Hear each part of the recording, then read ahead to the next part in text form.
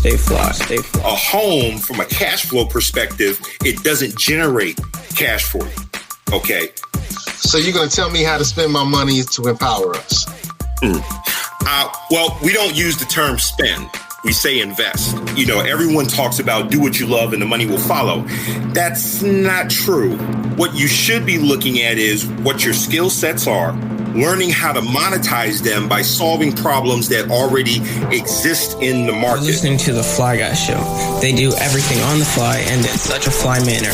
Stay fly, stay fly, stay fly. After all that party, the views expressed by the guests are only the views of the guests, unless we say we agree, unless explicitly stated. Hey, this is Ernie Thomas here on the Bold School Podcast. You're listening to Psycho Vonner's Fly Guy Podcast. Support, like, subscribe, and share.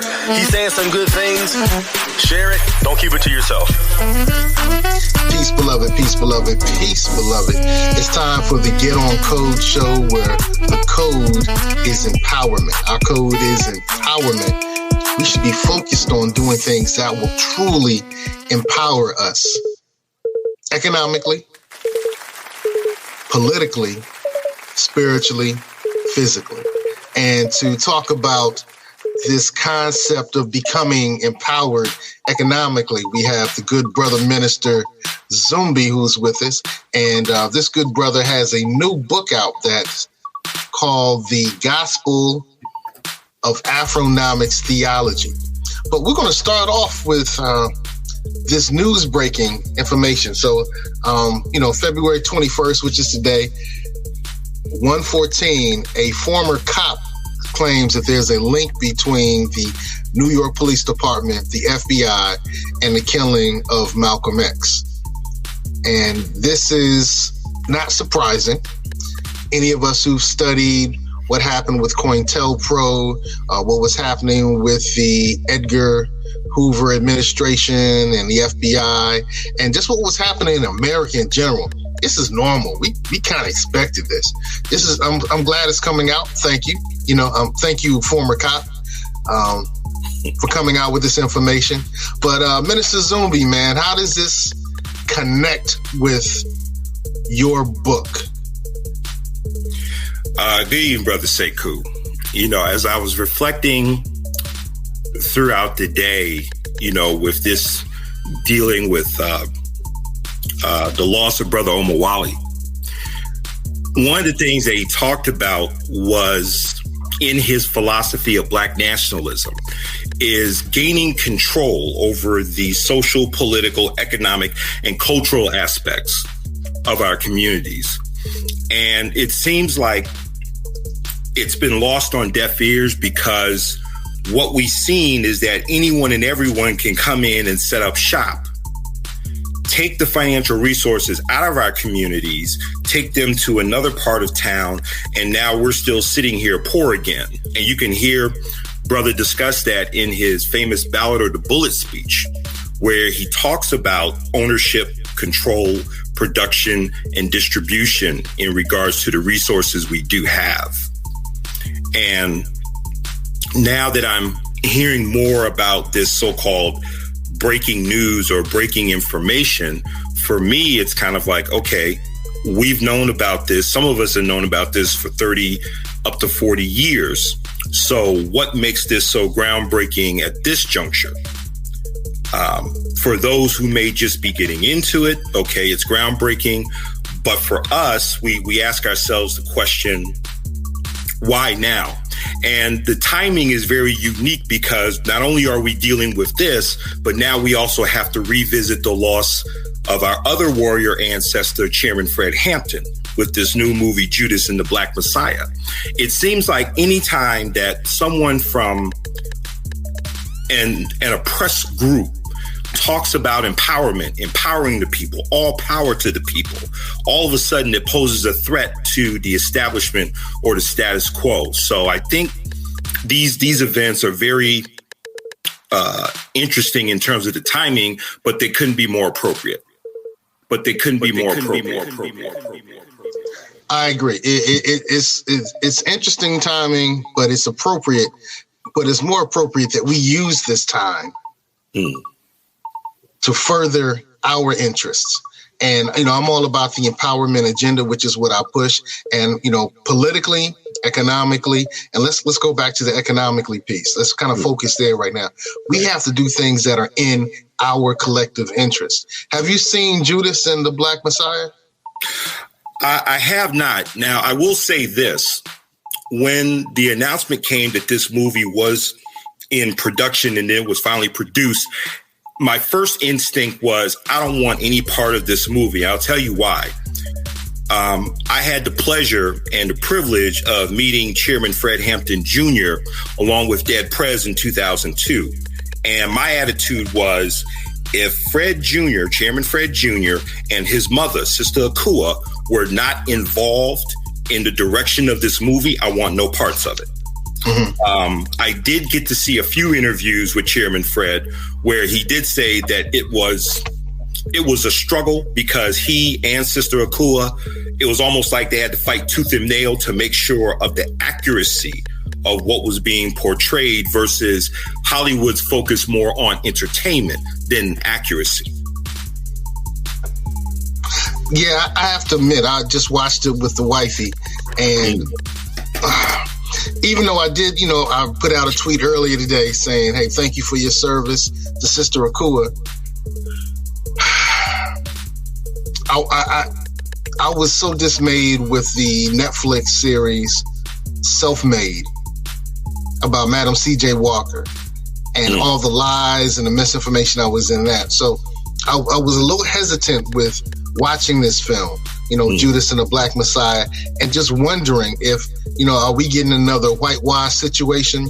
But I do think, based upon the information that I learned when I was a youngster, that a lot of it was kind of true to form. There were a couple of things that may have been a little different, but a lot of it was true to form. So I would definitely say that seeing that film is at least worth the time.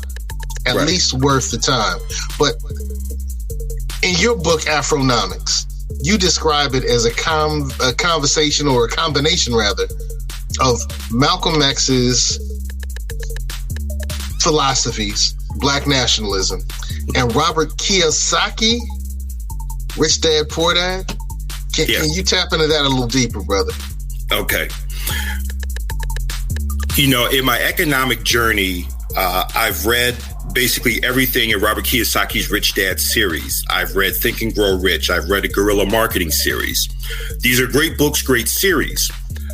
The weakness, if you will, of these books is the lack of a cultural component. Okay.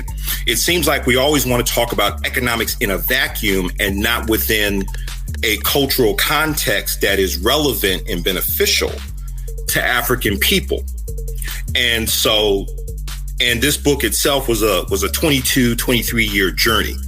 And so what I had to do was, how do I take those economic principles, this economic dialogue, and put it in a language that our people can understand?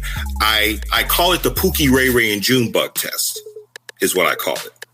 Because if Pookie, Ray Ray, and Junebug on the corner can understand what I'm laying down to them, then I know I have a winner. So it's about taking these economic principles, translating it into a dialogue or a language that the people can understand. Because if you can't understand what you're reading, it's like a foreign language. So I have to bring it to the people so they can digest it, and then they can put it to work for themselves. So that's kind of the simplistic way of describing what G.O.A.T is. It's basically Robert Kiyosaki meets Malcolm X's Black nationalism. Okay. And theology. Why did you end up using that term rather than philosophy? Why did you go with theology? Well, I go back in history.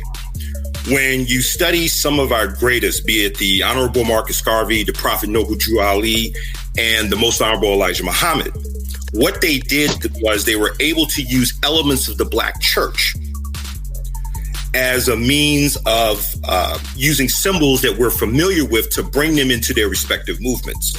Whether it's setting up the so-called Sunday school where you meet on Sunday, you meet on Wednesday, you meet on Friday. So things that you're already familiar with let's use them and then bring you into the respective meetings.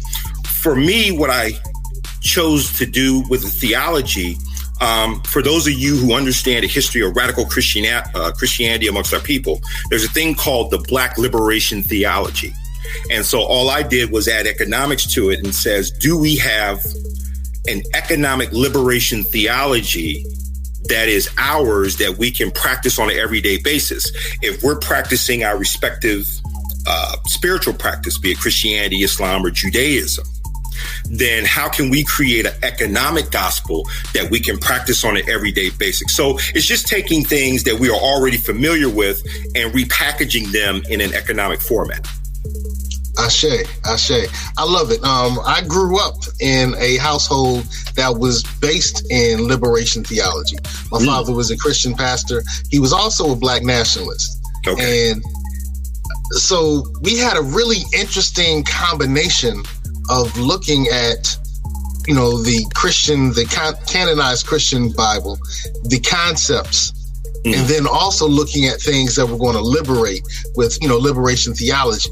And he also believed that it was consciousness, becoming aware of things, particularly Black consciousness, that would help propel our family into a better situation than our family started in. So it's kind of interesting that you bring that in. And we look at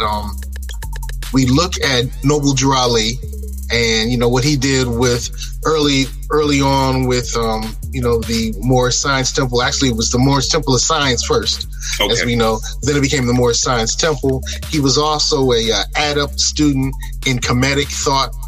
And one of the other people that he was connected with was the Elijah Muhammad, the Honorable Elijah Muhammad, who himself was really involved with the liberation theology. And when you look back at Minister Malcolm X, we know that his father and, his father and mother were both Garveyites. Right. And they were involved with a portion of liberation theology. The Honorable Marcus Messiah Garvey was I guess we could really say he was one of the first to preach a liberation theology in Christianity. One of the first notables. Let me put notables, because we can go back and say they were okay. But he was, he was the notable one. So it's interesting that Elijah Muhammad, Malcolm X, Noble Drew Ali, all of them have this theology that pushes behind them. And so when I see G.O.A.T, the Gospel of Afronomics Theology, it makes sense to me. It really makes sense to me. But tell me about the Afronomics. Well, the Afronomics piece, initially I was just going to call this Afronomics, but I noticed that there were a few other people in social media, Instagram, YouTube, were using either Afroeconomics or something similar to that. So I wanted to make sure that I created something that's totally distinctive from what's already out there. How I came up with the whole GOAT thing is, and you've probably been hearing this false narrative of who is the GOAT in basketball, LeBron versus MJ, but that's another story. So I said, if I can take this acronym and flip it on its head, instead of looking at the greatest of all time, then let's do something different with it. So I said, well, I can make it a gospel and I can make it a theology. So doing some wordplay, I finally came up with the Gospel of Afronomics Theology, where you don't really hear too many of us in the Ministry of Business, Economics, and Finance, because we can't go out here and scream, it's nation time, and we don't deal with any form of economic theory. And I always find it very schizophrenic where we talk about how we hate the white man's capitalism, and we talk about how our athletes and our entertainers are slaves, but we have no issue wanting to dig into their pockets for slave money. So I said that there's a disconnect here. There's a problem here. Okay. I said Hugo Chavez never had a problem with doing right with his people and being wealthy from the oil he had. The same with Gaddafi and, to a large extent, bin Laden. They never used the money for self-aggrandizement. They always used their resources for the upliftment of their respective people. I think it's so important, man. I think it's so important because when we look at the economics, it does bleed into the politics, which is the control of resources. So, I look at this receipt from one of our ancestors who paid to allow himself to vote in what became Virginia Beach, Virginia. I always show this to my wife's side of the family, and I thank that ancestor for making the price, making a payment to allow us to move towards that. So I know that economics is a strong basis for everything else that goes along with it. Now, do you think that a stronger economic base would help us with situations, kind of like this? When we look at all these ancestors who were murdered by our first responders and people who were connected with first responders, our police officers, some people call them domestic terrorists, whatever you want to call them. Would economics have saved any of these lives? I think they would have gone a long way into not only saving their lives, but maybe the prevention of what I call the domestic terrorism. And I even read somewhere where a police officer said that basically we go after those who we know have no means of politically and economically fighting back. So it's almost like you're dealing with an entity that we call law enforcement that has somewhat of a bully mentality where you only go after people that they can't fight back or can't protect themselves. You see, so you never go into the more affluent communities because they have the political and economic resources to fight back. So you only pick on those that you can dominate and continue that domination. All right. Well, then I look at this situation and unarmed, and they were murdered. And some of these people were heavily armed and arrested. And you can tell by the complexion who we're talking about. Are we saying that the white power structure in America has the funds, the political power, the economic power, so the police protect and serve them? Mm-hmm. Because if we understand, and I don't know if you had a chance to watch, I can't remember which Hidden Colors it was, where Dr. Claude Anderson talked about building a 5-story building. Right. Okay. And economics serves as that foundation of that building. So economics is there, and then the politics goes on the second floor. The third floor is where you get into law enforcement. And then the fourth and the fifth floor is media and education.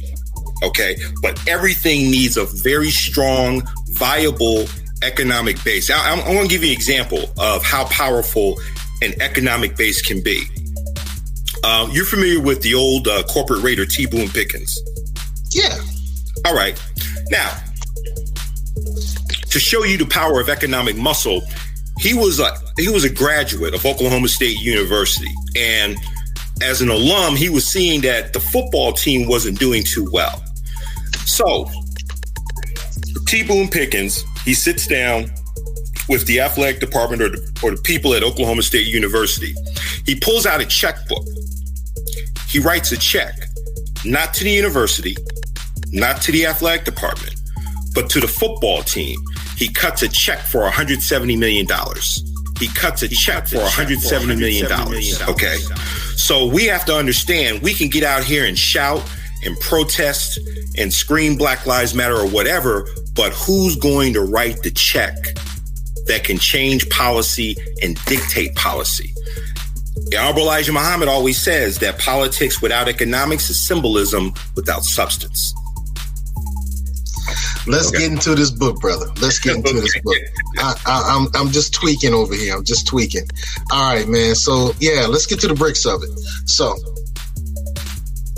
what's the walkaway? I'll read your book and we're going to, break it down chapter by chapter, but what's the walkaway?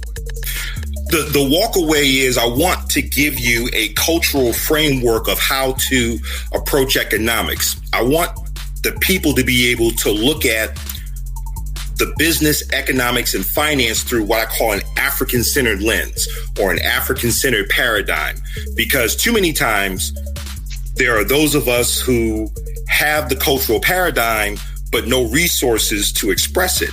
those of us on the other side who have the resources but have no cultural consciousness to guide the decision making of the economic resources. So this book is kind of a guide to kind of bring those two together.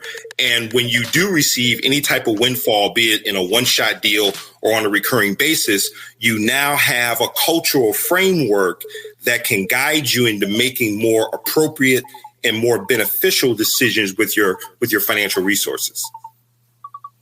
Okay. So you're going to tell me how to spend my money to empower us? Well, we don't use the term spend. We say invest. Okay. So, all right. Chapter one. What's good? Chapter 1, we talk about the need for what I call a BELT, or a Black Economic Liberation Theology. In studying history, I see that for some reason, economics has been this missing piece of the puzzle in terms of our liberation process. Dr. King only realized near the end of his life the importance of economic empowerment and economic redistribution. Malcolm began to understand the importance of economics, moving into the 1960s. And then we can go even further back to the Honorable Marcus Garvey and others who understand that economics, you cannot leave out of this puzzle or this equation in terms of the liberation of our people. So I dealt with that in terms of what are its benefits, what are the challenges that we have, and to try to do things at a basic grassroots level. I think sometimes we try to do things on such a grand level where we need this mass group of people. What I'm saying is, let's think more like SEAL teams, where if you were to take 5 to 7 people and you give them a mission, vision, and purpose that they're fully committed to, they can go out and change the world. So it doesn't really require a significant amount of people. So let's say you and a few of your friends, you have a study group with the book, and then based on what you've learned in the book, now you can say, okay, as this small team, how can we apply this to our everyday situation, not only individually, but collectively and beyond? So that's really what the initial chapter is. The importance of what a Black economic liberation theology is. Okay. Chapter 2, bro. Okay. Chapter 2 is where we get into what I call the core beliefs. There's like 16 of them. And since I have my little binder here, I can tap into a couple of them right now. All right. Tap in. Tap in. Okay. The first one is where I say we believe the universe built man to be self-employed and entrepreneurial. I have a firm belief that by nature, man is self-employed and entrepreneurial. The whole thing of a job is really the product of the Industrial Revolution. That whole 40-40 thing, which we are now seeing is being rendered obsolete through what we call in economics creative destruction. Okay. And we kind of got a taste of that through COVID, where because of a virus, now we've impacted certain industries. 42% of our own businesses have been rendered obsolete and will never come back. We're looking at Walmart. Walmart is at the point where now they've developed prototype stores that will be totally cashier free. Okay. So it's forcing us back into what nature has made us to be by nature. And it's also forcing us to do something that I think we've forgotten how to do, is create value in the market. Everyone talks about do what you love and the money will follow. That's not true. What you should be looking at is what your skill sets are, learning how to monetize them by solving problems that already exist in the market. So you create value by either creating a demand or fulfilling a demand that already exists. So that's the thing what we mean by nature, you are self-employed and entrepreneurial. And that's really what the circumstances are pushing African people to be. The Honorable Elijah Muhammad predicted in 1965 that there will come a day where the white man cannot employ his own people. we're here now. And it's even to the point where now the white man has realized that by moving into artificial intelligence, automation, and robotics, that it helps his bottom line that he puts a robot to work over his own people. So that's where we are today. Interesting. All right. So that was chapter 2. Okay. 3. So we get into what we talk about I call it the 10 Commandments, and I have to give I have to give credit to the ancestor Reverend Ike for this. Okay. And these 10 Commandments are very simple but very effective. One of the things I talk about, and I'll go through a couple of them. Number 2, it says, thou shalt invest in learning and mastering the science of money. Now, this is based on Proverbs 17:16. I'll paraphrase it. It says, what good is it for a man to get money if he lacks the desire to learn how to manage and master his money? Okay, because a lot of times it's like we want paper, but we don't want to understand the science of how to manage it and how to master it. For those who have read the Rich Dad series, they're based on 6 principles.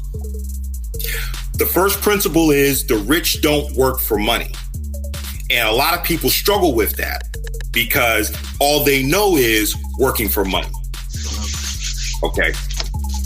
So another one that I've written is thou shalt practice the 10% solution. So this is the whole thing about paying yourself first. W. Clement Stone says, if you really want to discover the seeds of greatness within you, you should be able to master this principle. And you can even automate this if you're still working, automate it to where through direct deposit or a wire transfer, you've designated a specific amount to go into an account that you don't touch for a specific period of time. Now, you're not saving the money just to save it. Every dollar that comes into your hands should go to work for you, and it should hustle harder than you. Okay? Because we've been in a fiat economy for nearly 50 years, and you can't just park your money and let it sit there. It'll eventually go to zero. In fact, there's a thing that I didn't put this in the book, but there's a former consultant to the IMF and the World Bank. Since 1914, the US dollar has lost nearly 97% of its purchasing power. Now we're talking over 100 years. And when Nixon took the dollar off the gold standard in August of 1971, I think he just accelerated that process. You see, so the money should always be working harder than you and hustling harder than you. That's why it's called currency. It's always moving. Always right. moving. Always like current. Right. Okay. Another one is thou shalt build wealth with passive and residual income. Okay. Warren Buffett says that in order for you to become financially free and economically independent, you must solve the riddle of making money in your sleep. So let's say you and I are sitting here. If we're not making passive or residual income, then we will forever be slaves to a job until we transition out of here. So we need to create apparatuses that can generate money without our presence. There's 2 ways that that's done. And you can find this in the Old Testament. It's done through land ownership and it's done through entrepreneurship, which everyone wants to talk about building multi-generational wealth. Those are the 2 critical components that you need. In fact, I'll show you the importance of land ownership. If I were to ask you, who is the biggest landlord on earth? Who would you say it is? McDonald's. Correct. Okay. In fact, McDonald's owns more land than the Catholic Church. Right. Okay. And since you brought up McDonald's, have you read Ray Kroc's memoir, Grinding It Out? No. Okay. You need to get that. In fact, there's a movie that was done called The Founder with Michael Keaton, where he plays Ray Kroc. Right. Okay. There's a Jewish accountant that shows up named Harry Sonnenborn. And at the time, Ray Kroc was trying to figure out this whole franchise business model where he was barely breaking even. So one day, he and Sonnenborn were going over the books, and Sonnenborn asked him, well, when you sell these franchises, who owns the land? Who owns the land? And he sat back and he thought, he says, think about it. You're already getting paid for the licensing fees. Why not also get paid for use of the land? Who owns the land? So what was done, McDonald's creates a real estate arm called the Realty Franchise Corporation, which its sole purpose is to purchase prime real estate to set up the McDonald's. So even with me being a franchisee, I own the building, but McDonald's still owns the land. Who owns the land? Okay. And see, this is where you get to build multi-generational wealth when you start studying these elite families that have been rich for, generation and decades and centuries. It's all about income generating land ownership. Okay, you just can't own the land. The land has to make you money over time. Okay. So those are the two things you got to look at is land ownership and entrepreneurship. I'm not against people buying homes. Everybody's into homes, but the problem is a home from a cash flow perspective, it doesn't generate cash for you. Okay.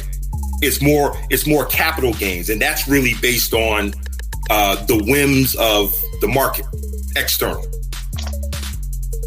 Okay. So that's the importance of making sure that your land is making you money. I don't care if it's farmland. It's got to make you money. Okay. All right. I want to get you to pause for a quick commercial break. All right. This is how we pay for things around here. Hey, this is Seiko from Positive Vibes. Our firm does credit fixes, tax resolution. We lend money to real estate investors, and we do debt consolidation. The brother just talked about making sure that your land is profitable. So if you're a real estate investor, we can put 90% of the purchase price and 100% of the repair costs in your pocket. Yes, we can. It's one of the properties that we just did it for. So we love to do this for you because we want to make sure that you can get your Afronomics together, get your economics together, make sure your mind is set on doing things that's going to improve us and creating generational wealth. So we can do that. Give us a call. Telephone number is in the show notes. Back to our good brother who has a book out called The Gospel of Afronomics Theology. That's Brother Minister Zumbi. All right, brother. We were just on chapter 4 or chapter 5? We were talking about the 10 Commandments of G.O.A.T. And I just want to put 2 more into the record. Okay. Don't give it all away. With the game. No. But this is something that our people should understand. Thou shalt have a wealth building plan and a wealth protection plan, or what I call systems. The one thing about rich people think in systems. Okay. So you need a system that can produce the wealth, but also a system that protects it. You see, and I think this is part of the reason why when we start reading these horror stories about what happens to our athletes and our entertainers, they don't build wealth building systems nor wealth building teams. I mean, look at what's happening with our good brother Kevin Garnett. Right now, he's in a fight because his former financial advisor allegedly stole $77 million from him. Okay. And I even heard Master P says he's talked to athletes. He says, look, you have the right to do an annual audit of the people who are managing your money. Because if they're doing what they're supposed to do, then they'll have no issue with you auditing how they handle your money. Okay. So that's the other one. And then the last one I talk about, thou shalt practice cultural tithing. Okay. I've never heard that terminology before. You got me excited, bro. Cultural tithing. I'll give you an example. Okay, let's take Arthur Blank, who owns the Atlanta Falcons in Atlanta, co-founder of the Home Depot. Okay. If Arthur Blank cuts a $10 million check and gives it to the Hillel House or the Anti-Defamation League of B'nai B'rith, he is practicing cultural tithing. So basically what he's doing is he is giving to what I call a race-first organization that looks out for the overall goodwill of people throughout the Jewish diaspora, you see. So if we were to practice cultural tithing, regardless of who we choose, it could be the UNIA, Nation of Islam, NAACP, whomever we think is a race-first organization, can we give a dime out of every dollar to those organizations that look out for our overall best interests of those of us in the African world community? So that's what I mean by cultural tithing. I love that. Okay. I love that. I love that. Cultural tithing. That's the takeaway. We need to practice cultural tithing. You know, one of the things that has always been interesting to me in those who were evangelical Christians who believe in tithing. And I, you know, they read the passage that says, you know, thou shalt put 10% in the storehouse. Now we interpret, well, it didn't say 10%, but the word tithe literally means 10%. So it's been interpreted that the storehouse is the church, but it's not explicitly stated that. And so it's been interesting to me when I've been around some of the elders and they'll say, well, I want to give some money to this organization. I need to talk to my pastor to see if I can do that as part of my tithe. And I was like, it says put in the storehouse. The storehouse is any place that's going to serve people in the future when there's a need. It didn't say put your money in the church. Now, I'm not saying you shouldn't put your money in church. I do. But it doesn't say specifically that that's where our tithe, our 10% should go. So your concept of cultural tithing is intriguing. And especially for those of us who are in the, you know, like the AME Zion tradition or those type of traditions, now you have a 2-in-1 because you not only take care of the spiritual, but also the cultural tithing as well.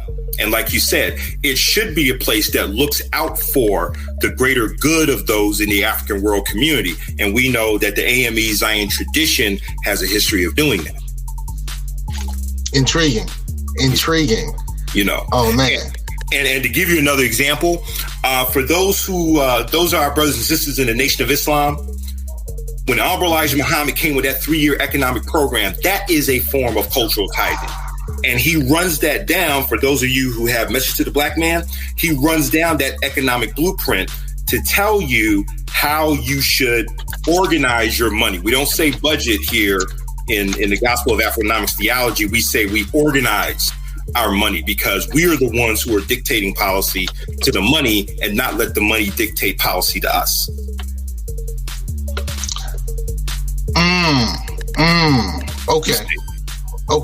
Okay. An economic blueprint for Black America by the Honorable Elijah Muhammad. Yes. Wow. I did read parts of that in Message to a Black Man. And I know it's also in whenever you find the final call, there's a reference to a portion of this. It's a reference to that in the final call most of the time. And you'll also find something similar for those who have read the Honorable Marcus Garvey's Course of African Philosophy, where in the chapter where he talks about how to handle your money, he says you should always put away 20%. And he says this, and I'm paraphrasing it: don't save for a rainy day, but save for an opportunity that comes. Because a lot of times we're waiting for this rainy day. No, wait for that opportunity. So when an opportunity arises, you have the financial resources to take advantage of it. So you always save for an opportunity, not for a rainy day. Ashe to the honorable ancestor, Marcus Mosiah Garvey. Wow. He did say save not for a rainy day, but for an opportunity. Yes. You dropping some gems here, brother. So what I wanted to do was to show that although, this is my book, I want people to have, they say success always leaves footprints. So I want to give people an idea of the influences that influence me that I put in this book. And, okay, so were you informed by Amos Wilson? Oh, yes. We can mention Dr. Amos Wilson, Dr. Claude Anderson, Dr. Jim Klingman out of Cincinnati with his Blackonomics program, as well as Dr. Jawanza Kunjufu with his Black Economics. And so I guess you would say I am a product of all of those who have preceded me. I also, and this is kind of a personal story, when you get the book, some of you may have already read the dedication. The dedication that I have to who I call my ancestral teacher, Brother Steve Coakley, live and uncensored. Okay. And I have to shout out to Brother Steve Coakley. We used to bring him down to the Hampton Roads, Virginia area to speak. Now, I'm a member of Omega Psi Phi Fraternity Incorporated, so he used to call me an oath keeper. He's like, you and the rest of them oath keepers. But, salute to the ancestor. Yeah, he used to drop it hard, man. Right. Ooh, that was a tough time. Oh, yeah. So he said you were the advisor to the king, I guess. Yeah. I was a consort. I was like, okay. And I also did a lecture where I really kind of took some of the information I got from Steve Coakley, and it's the African origins of fraternity, sororities, and masonry. You can find that on YouTube on the Our Black Improvement channel. But that was heavily influenced and informed by the ancestor Steve Coakley. Yes.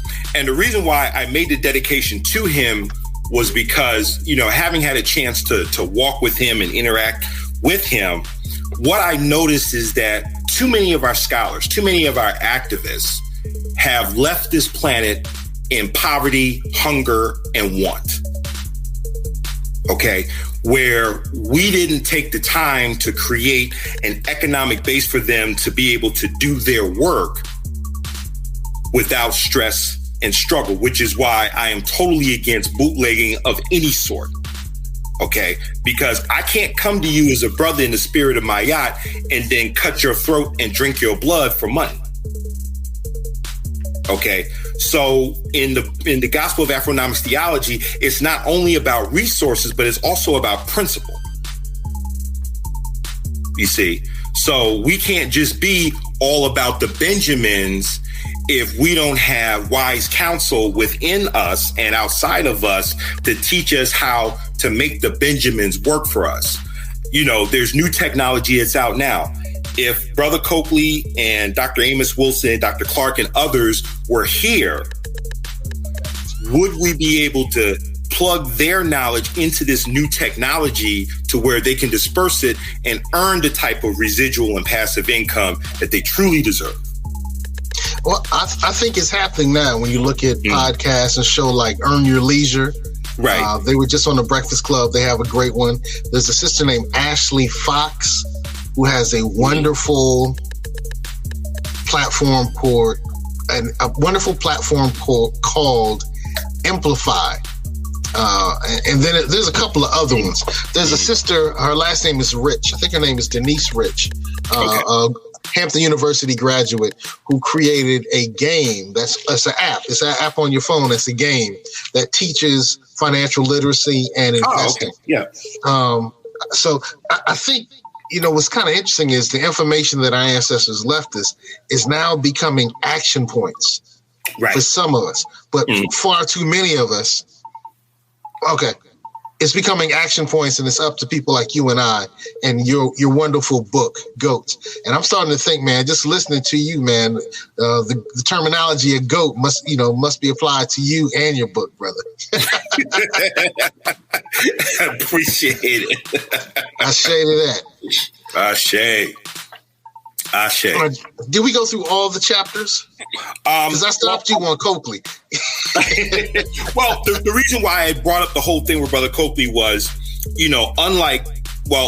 along with, if you remember how the 90s were from the late 80s into the mid 90s, okay? And you look at the warrior scholars that were out there amongst us that was producing content. We were putting it on, VHS. I mean, you probably remember, we were taking breakbeats and then put over the breakbeat snippets of lectures from Minister Farrakhan and Brother Coakley and Dr. Jeffries and, others. Barashango, yeah. Right. Me and Barashango worked out a thing where I made Barashango mixtapes. I'm a DJ as well, and so I would take Barashango's his work, and I put it over tracks. And everyone was doing that with Malcolm, and with the Honorable Minister Louis Farrakhan, and with Khalid Muhammad. We used to bring Professor Griff to town in the Hampton Roads area, and we would take his stuff, and it would be on a mixtape. A week later. You're right, man. You're right. Yeah.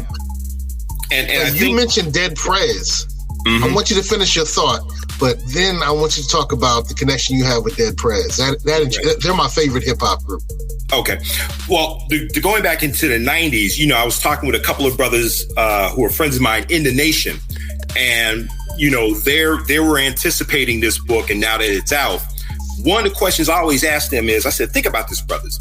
How much money did the nation lose in the 90s from the bootlegging of the minister's lectures that could have gone into your 3-year economic program, to where you could have continued the purchasing of farm equipment, farm land, other forms of real estate to, expand the empire we call the Nation of Islam? Okay. So it seems like that our greed and the colored folk business, I'm giving you the PG version, the colored folk business that we do. Okay. We tend to want to rob our brother, but then give the excuse of, well, I got to eat. Oh man, it blows my mind, because I don't do bootlegs either. And I have family members who are bootleg royalty. They're bootleg royalty. And I'm just like, nah. And they're like, well, they made enough money. I'm like, okay, you looked at their bank accounts? You looked at the legacy they're trying to set? But they're like, nah, they made enough money. My little stealing here is, and they don't even use the term stealing. I use the term stealing, because you bootlegs are stealing. What I'm doing here is, technology allows me to do it. It's not going to hurt them. They already made their money. They come up with every excuse in a book. And what even gets me, now, I'm not a part of Tyler Perry's target market, but as a brother who deals in business and economics and finance, I defend his right to make a righteous dollar and to put his people on and create opportunities for his people. I've seen people justify bootlegging Tyler Perry's work, and these are supposed to be the staunch, sanctified, holy rollers that have no issue. And they say the same thing about Tyler Perry. Well, he's made enough money. Well, the money that you take from Tyler Perry, he may not be able to put on an up and coming actor or a screenwriter or another filmmaker on his payroll. So we have to begin to look more holistically and understand the interconnectedness of the decisions we make, and understand that there's a ripple effect with everything that we do. I say everybody got to get paid. We need to keep the money circulating. Like that. There was a Gladys Knight in the Pip song where they said, let the money circulate, let the money circulate. I remember that Brand Nubian looped that and sampled that in one of the songs, and they paid for that loop. So that, it's good to see that within the hip hop community, after we were forced to do so, we started paying for the loops. We're paying for the content that we created, and we let the money circulate, Wow. Did we get through all the chapters in your book, brother? Because I want to give them a little teaser so people can do what I did and pick it up on Amazon. Okay. Well, I kind of look fast forward a little bit, and I want to kind of touch on, because I've created principles, because we've gotten past the initial part. Now I want to get into the kind of the principles. And like I said, I don't want to give it away, but just give you enough to where I can stimulate or pique that interest. Okay, so one of the things that I say is the first one. We want African people to make a lifelong commitment to their personal development. Okay, it's not enough for you to make money. You have to begin to constantly commit yourself to lifelong learning, because we know that the only thing that stays the same is change. Change is inevitable, but progress is not. So you have to always stay on top of your game. We take L.A. Reid. How many record executives do you know that actually attends business school. He actually got a certificate where he just completed Harvard Business School. Ja Rule just did the same thing. Okay, right. Because we understand it's not the music, it's the business side that determines whether or not you eat and whether or not your progeny or those after you will eat. I heard a story where on Nas's latest album, guess who he made the executive producer of the album? It was his daughter. So now he's made sure that his daughter will continue to eat long after he becomes Ether. Okay. And see, this is how we have to begin thinking in terms of not making our children's children always start at zero every 20 to 30 years. Ashe. Okay. Ashe. And I want to take note that you have a Gospel of Afronomics Theology Facebook group. So, hey, take my request, man. I requested to join. You got to accept me. No, I already did. Okay. Yeah. Cool. I just probably need to refresh it. But it looks to me like you have some great. Oh, I watched that. Okay. You have some great content on here, man. Yeah. So I always have some great content. Put quality content on for the people, because the one thing that we need to do is we need to feed the people with quality content, not this fast food noise that's all over, cyberspace and social media right now. Okay. So we need to, like I said, our people deserve Angus, not that hog head cheese and neck bones that they've been conditioned to eat. You have a post on here that I think is kind of intriguing. You're saying that you don't advocate parents giving children an allowance. Yes. Okay. My rationale is this. Knowing how volatile this global economy is, and like I said, we're going through a pandemic with COVID-19. Look at the businesses that have been affected. Some of them have never recovered from COVID-19. Okay. So what I'm saying is that we have to teach our children how to create money, not work for it or beg for it, you see.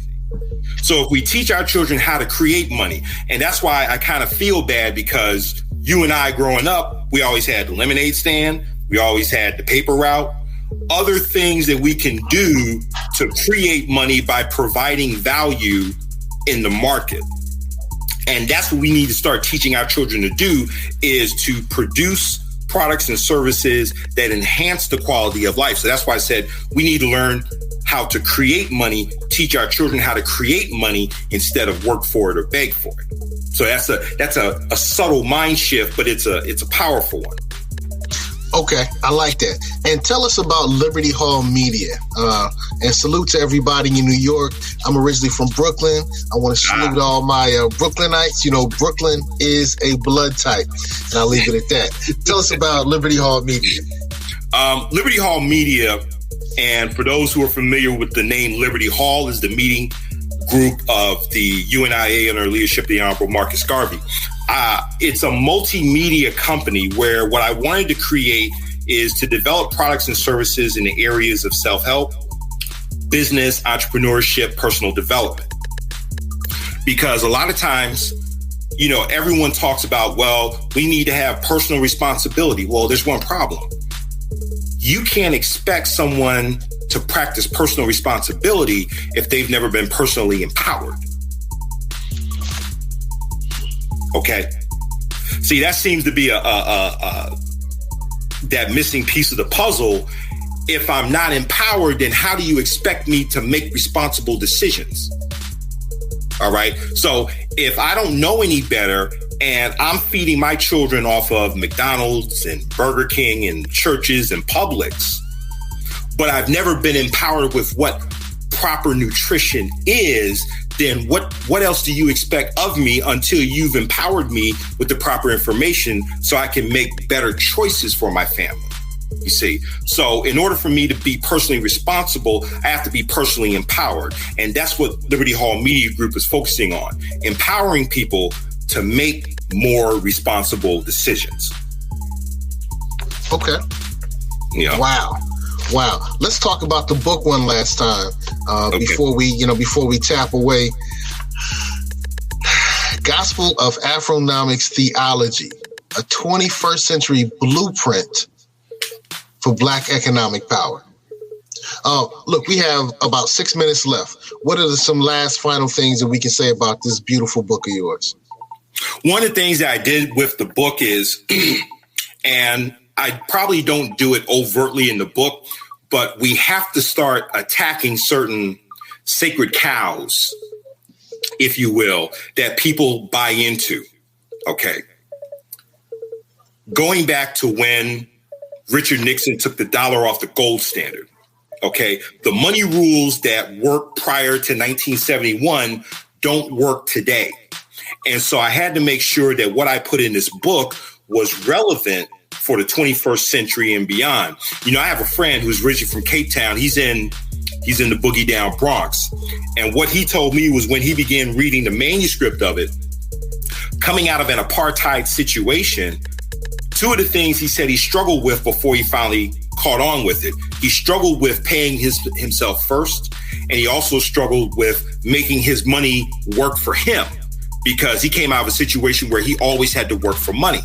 But it took him study, it took him some trial and error, and it actually took him going into business to understand what I was talking about when I said that you should always make your money work for you, and that you should always pay yourself first, and what are the benefits of that. So if I see a brother from another continent gain benefit from this book, then now my audience has expanded beyond a U.S. border, and now this book can actually serve the interests of the African world community, which now we're talking at least 1 to 1.5 billion. Okay. And specifically for those of us here in the United States of America, how quickly could this mindset shift change our experience here in the States? If we were just to practice certain things first, so we talk about paying yourself first, number one. I also talk about, can you, for those who are still working, can you put away 30% of your annual salary and turn it into a stream of income outside of your job? Okay. So let's say you were to put away 30% of your 1 year salary and you decide to write a book based on whatever your knowledge base is. You put your knowledge in a book form, you upload it to Amazon, and you're using freelancers through Fiverr. And we can discuss that, in a future time, where we can also show you how to be able to create content with little to no money. It's kind of a guerrilla approach to, entrepreneurship and financial freedom in the 21st century.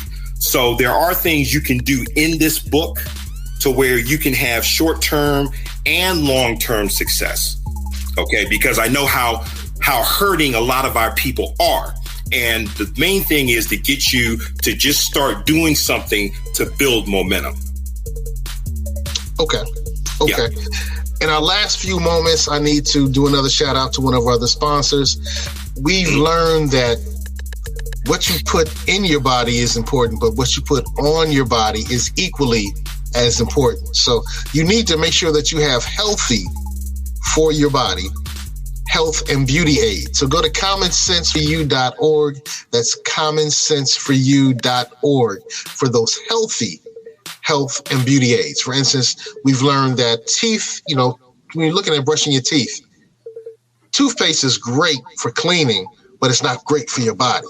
So if you go to commonsenseforyou.org, you can buy some of their tooth powder, which is better for your body than the toothpaste, the Colgate, and some of the others that we're working with. Also want to shout out IamLitaWee.com. That's IamLitaWee.com. Microblading by IamLitaWee.com. Good stuff. All right, good brother. Look, give us the wrap up, man. You've given us so many jewels. I really love the concept of cultural tithing. Mm-hmm. Give me another jewel I can walk away with. We're walking away with the jewel of cultural tithing. What's another big jewel we can walk away with so we can go buy your book? All right. Here's a quick jewel. There's two jewels I'll give you. Okay. One is what I call positive imbalance. Okay. I'm assuming you have a personal financial statement. Yes. Okay. Positive imbalance means this. Every 30 days that you review and update your personal financial statement, you should have a positive imbalance, meaning that your assets and your income revenue should be greater than your liabilities and your expenses. That's what I call positive imbalance. Okay. The other thing I talk about is economic synergy. Now, Dr. Claude Anderson calls it vertical integration. What I mean by economic synergy is this. Anytime you walk into an ethnic community, the businesses within that community complement one another. There's no competition. And I'll give you an example. If I were to come into your neck of the woods and I see that there are barbershops, hair salons, nail salons there, do I compete with you for the same dollar, or do I create a warehouse distribution system to where now I turn potential competitors into customers and clients? Okay. And then I go into that in my book where I say, okay, now I've created customers and clients out of the barbershops and the hair salon people. I also create businesses by looking for Black accountants, Black insurance agents, etc. So what I'm doing is that I'm developing other industries to complement the existing industry within that ethnic enclave. Okay, that's what I mean by economic synergy. Everything, you should never have to compete with your brother. You should always complement what your brother or sister is doing in the market. Wow. Okay. Beautiful, beautiful, beautiful. We've been talking with the Brother Minister Zumbi, the author of the great book, G.O.A.T, The Gospel of Afronomics Theology. You can pick that up at your favorite cultural bookstore, your Black bookstore, Melanate your money movement. So pick that up there. You can also go to his website. We popped that on the channel a couple of times. It'll be in the show notes. And Minister Zumbi, any last thing you want to say very quick? What I will say is this is the age of being entrepreneurial minded. And like I said, the universe is returning us back to what we are by nature. And that is self-employed and entrepreneurial. The days of the 40-40 picking cotton for somebody else, that's gone. So now we have to get back into producing for ourselves and our brothers and sisters. This show was brought to you by Positive Vibes Incorporated, our consulting services. We do credit fixes. We do tax resolution. We lend private money and debt consolidation. So if you need some of these services, we're waiting here for you. Credit fixes, tax resolutions, private money, and debt consolidation. Make sure you call Positive Vibes Incorporated. Take care. Stay fly, stay fly, stay fly, stay fly, stay fly, stay fly, stay fly, stay fly. The views expressed by the guests are only the views of the guests, unless we say we agree. Unless explicitly stated. Stay fly, stay fly, stay fly, stay fly, stay fly, stay